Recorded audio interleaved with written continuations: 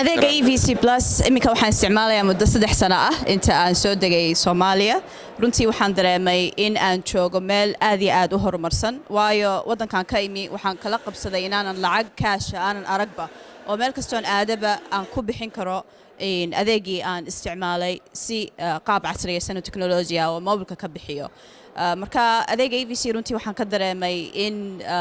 uu casriga uu maanta adduunku marayo inuu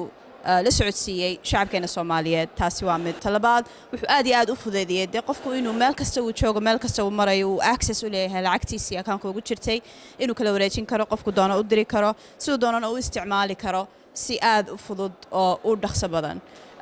maanta runtii Soomaaliya waxa ay dheer tahay wadamo aad iyo aad u badan in qofka miyiga jooga iyo qofka magaalada jooga si isku si ay u isticmaali karaan lacagtooda waxaan jeclaan lahaa insha Allah taala future-ka inaan arko annagoo EVC ku isticmaalayna shilinkeena Soomaaliga ah xageena maanta ka isticmaalno lacagta dollarka ee shisheeye waa maasantiin